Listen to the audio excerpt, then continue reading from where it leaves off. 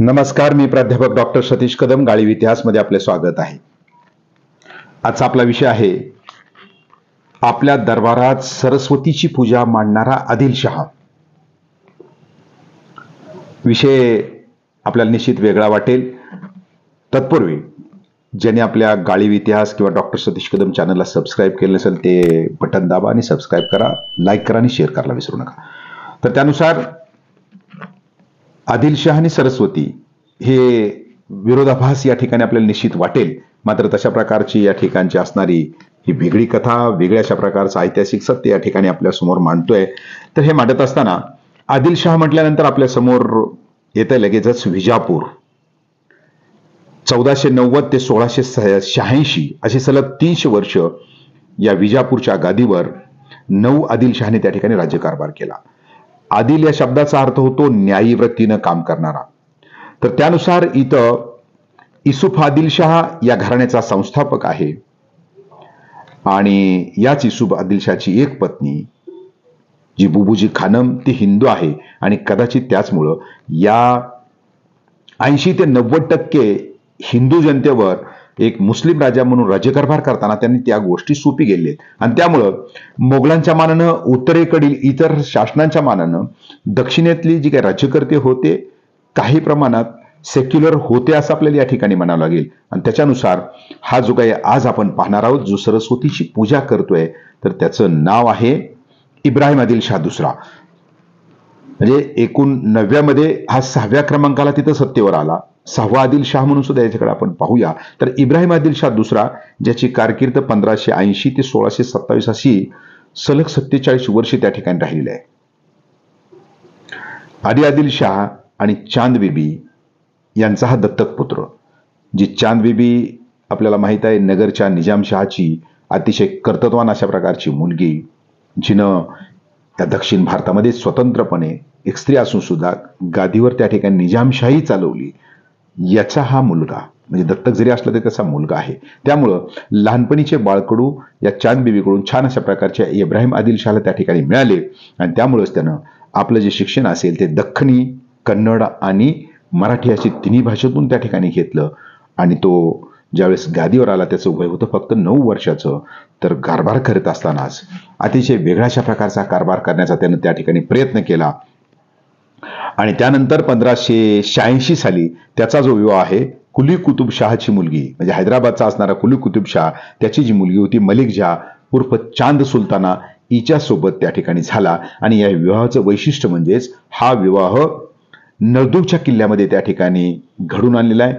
या किल्ल्यातला जो रंगमहाल आहे 5 कमांच्या बाजूला रंगमहाल, तर या रंगमहालामध्ये हा विवाह संपन्न त्या ठिकाणी झाला. आणि त्यामुळं या इब्राहिम आदिलशहाला या किल्ल्याविषयी एवढी उत्सुकता त्या ठिकाणी निर्माण झाली किंवा त्याच्याविषयी प्रेम निर्माण झालं तर त्यानं या नळदुर्गमध्ये असणारी खंडोबाची यात्रा जी बंद पडली होती परंपरेनं तर ती यात्रा पुन्हा सुरू केली. आणि याचबरोबर 1613 साली एक महाराष्ट्रातलं वेगळं वैशिष्ट्य म्हणून आपण पाहतो तर ते म्हणजेच नळदुर्गच्या किल्ल्यामध्ये असणारा नरमादी धबधबा. तर तो धबधबा याच असणाऱ्या इब्राहिम आदिलशहानं त्या ठिकाणी बांधलेला आहे. याचं वैशिष्ट्य म्हणजेच काय, बोरी नदी जी बाजूला वाहते नळदुर्गच्या किल्ल्याला ती किल्ल्याच्या आतल्या बाजूने आणली आणि त्याच्यावर एक बांध बांधला आणि बांध बांधून त्याच्यावर 2 धबधबे त्या ठिकाणी काढले. म्हणजे सलग सांड्यावरून पाणी पडण्याच्या ऐवजी 2 धबधबे काढले, नर आणि मादी धबधबा. या 2 धबधब्याचं वैशिष्ट्य आपण पाहिलं की एक फेसाळलेला आणि एक घाण पाणी त्या ठिकाणी जातं. तर त्याच्यामध्ये सुद्धा त्यानं स्त्री आणि पुरुष हे दाखवण्याचा प्रयत्न केला आहे. आणि याच असणाऱ्या बंधाऱ्याच्या आतल्या बाजूला खाली 2 मजले आपण खाली उतरून जावं लागतं आणि मग त्या ठिकाणी एक राहण्याचं छान अशा प्रकारचं ठिकाण त्यानं बनवलेलं आहे. म्हणजे 1613 साली तिथं टॉयलेट सुद्धा त्या ठिकाणी काढलेले आहेत आणि तिथे एक शिलालेख सुद्धा आपण कोरून ठेवलेला आपल्याला दिसून येतो. तर अशा रीतीनं हा जो इब्राहिम आदिलशहा आहे हा इब्राहिम आदिलशहा याचं हे वेगळेपण म्हणून याच्याकडे पाहता येईल. याचबरोबर यानं अनेक अशा प्रकारची कामं त्या ठिकाणी केली. तर तो कामं महत्वाचे काय आहे की विजापूरच्या किल्ल्यामध्ये विस्तीर्ण अशा प्रकारचा जो किल्ला आहे विस्तीर्ण, तर या किल्ल्यामध्ये त्यानं नरसोबाचं मंदिर त्या कालखंडामध्ये बांधलं. म्हणजे जिथं आज आपण गेलो आजही ते मंदिर सुव्यवस्थितपणे आपल्याला पाहायला मिळतं. तर या मंदिराचं बांधकाम सुद्धा म्हणजे या इब्राहिम आदिलशहानं त्या कालखंडामध्ये घडून आणलेलं आपल्याला दिसतंय. पन्हाळगडावरील सज्जा कोटी ही यानंच बांधलेली आहे आणि त्यामुळं आज पन्हाळगडावर जर गेलो तर तिथं असणारा मुख्य प्रवेशद्वार आहे तर किंवा दरवाजा आहे, मुख्य दरवाजा, त्या दरवाजाच्या वरच्या बाजूला या जो शिलालेख लागला आहे तो शिलालेख सुद्धा या इब्राहिम आदिलशहाचाच आहे असं आपल्याला तिथं दिसून येतंय. त्याचबरोबर मराठवाड्यातलं जे काही नांदेड जिल्ह्यातलं कंधार आहे तर त्या कंधारमधला जो किल्ला आहे तर त्या किल्ल्यातली मशीद सुद्धा यानंच बांधली. आणि याचबरोबर जर आपण विजापूरला गेलो तर विजापूरवर आज मुलुक मैदान नावाची एक जगातली वेगळी तोफ त्या ठिकाणी पाहायला मिळते.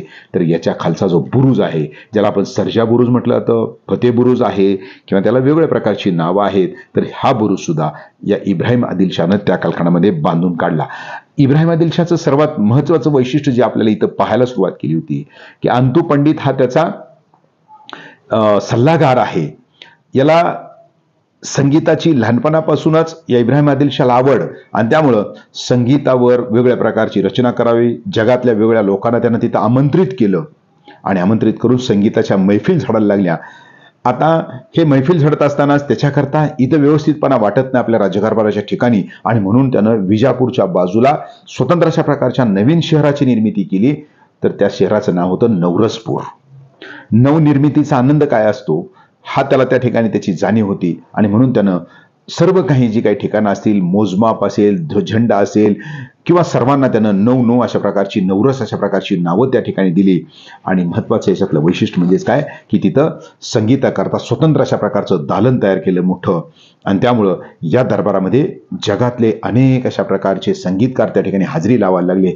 आणि याच्याच कालखंडामध्ये ज्यानं तारीख-ए फेरिस्ता नावाचा एक महत्वपूर्ण अशा प्रकारचा ग्रंथ लिहिला विजापूरचा त्यानं किंवा दक्षिण भारताचा एक व्यवस्थित असा इतिहास लिहिण्याचं काम त्या कालखंडामध्ये केलं. हा तारिका फेरिस्ते हा सुद्धा याच्याच कालखंडामध्ये होऊन गेला किंवा त्याच्या दरबारामध्ये होता, हेही त्याचं वेगळं वैशिष्ट्य आहे. तर या दरबारामध्ये संगीत रचत असताना किंवा संगीत त्या ठिकाणी पाहत असताना याचं म्हणणं अशा प्रकारचं आहे की ही देवता आहे, संगीत आपल्याला किंवा विद्येची देवता कोण आहे, सरस्वती आहे. आणि म्हणून त्यानं आपल्या दरबारामध्ये पाठीमागच्या बाजूला सरस्वतीची भव्य अशा प्रकारची मूर्ती ठेवलेली असायची. आणि याचबरोबर तो आपलं एखादं फरमान त्या ठिकाणी पाठवायचं आहे, म्हणजे आपण आज एखाद्या शुभ असणारा कागद असतो तर त्या कागदावर आपण आज लिहितो श्री अशा प्रकारचं वाक्य लिहितो. याच्याऐवजी या इब्राहिम आदिलशहानं त्या फरमानावर लिहायला सुरुवात केली होती अज पूजा श्री सरस्वती, श्री गणेश, म्हणजे तो सरस्वतीला मानतोय आणि या असणाऱ्या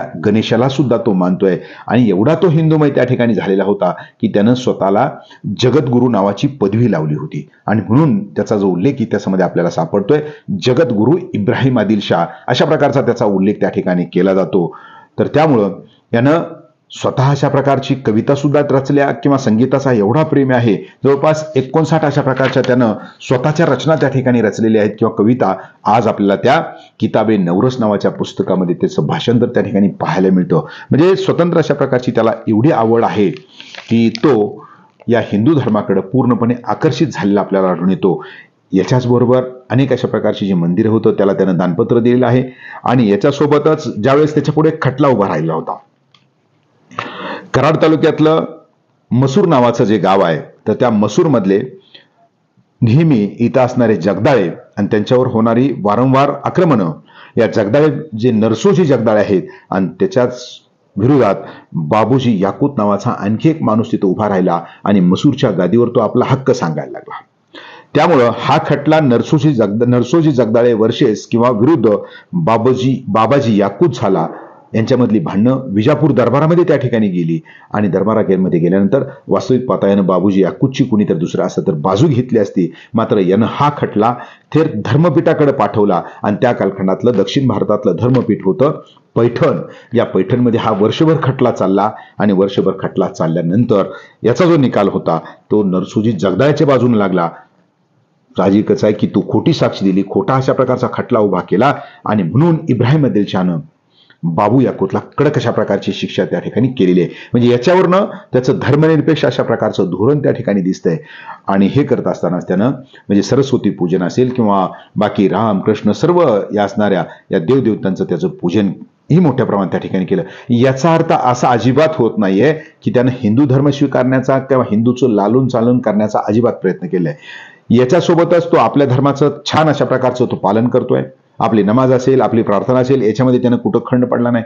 दरवर्षी गुलबर्ग्याचा जे काही तिथला जो दर्गा आहे त्याच्या उरुसाला कधी त्यानं चुकला नाही, हे एक महत्वाचं आहे. आणि याचबरोबर त्यानं आपला जो काही आपली जी कन्या होती तर आपल्या मुलीचा विवाह अकबराचा म्हणजे जो मोगलांचा जे राजा आहे अकबर याचा जो मुलगा आहे दानियल बरोबर त्या ठिकाणी घडवून आणलेला आहे. म्हणजे त्यानं अशी कुठल्याही प्रकारे नाही, फक्त परधर्माचा किंवा हिंदू धर्माचं त्यानं वेगळ्या प्रकारची पूजार्चा केली असेल, वेगळ्या प्रकारचा तो आकर्षित झाला, पण आपलाही धर्म त्यानं तेवढाच पाळला आणि त्यामुळं आपल्या मुलीचा विवाह त्यानं या दानियल बरोबर ज्यावेळेस केला. मात्र त्याच्यामध्ये जी काही सुवर्ण नाणी भेट दिली होती तर त्या सुवर्ण नाण्यामध्ये महत्वाचं होतं की त्याच्यावर रामाचं चित्र होतं. म्हणजे भाता लावलेला जो राम असेल तर ते चित्र त्यानं या आपल्या सुवर्ण नाण्यामध्ये त्या ठिकाणी पाठवलं होतं. म्हणजे खऱ्या अर्थानं अकबर सुद्धा काही प्रमाणात त्या ठिकाणी सोशल किंवा धर्मनिरपेक्ष म्हटला जातो, तर याची कदाचित जोडी सोयरिकीच्या रूपाने त्या ठिकाणी झाली असावी का, असाही या ठिकाणी प्रश्न पडतो. आणि त्यामुळं हा जो असणारा जो अली आदिलशाह आहे, इब्राहिम आदिलशाह आहे, हा इब्राहिम आदिलशाह त्या कारखान्यातला एक वेगळ्याशा प्रकारचा राजा होऊन गेला. आणि हा वेगळा राजा म्हणजे आज जे आपण पूजा करतोय, जी मला ज्ञान मिळतंय, तर हे ज्ञान सर्व काही सरस्वती मातेमुळे मिळतोय. आणि म्हणून तिची पूजा करणारा, आपल्या दरबारामध्ये तिची पूजा ठेवणारा, पूजा करणारा, तिची मूर्ती ठेवणारा, म्हणजे खऱ्या अर्थानं आपण म्हणतो की मुस्लिम जी मूर्तीच्या पूजेच्या विरोधात आहेत, मात्र हा इब्राहिम आदिलशाह स्वतः सुन्नीपंथी असून सुद्धा त्यानं सरस्वतीची मूर्ती त्या ठिकाणी ठेवली होती. हे वेगळे पण आपल्याला पाहायला मिळतंय. एवढंच नाही तर विजापूर जो आहे या विजापूरचं नाव त्यानं बदलून विद्यानगरी त्या ठिकाणी ठेवलेलं होतं.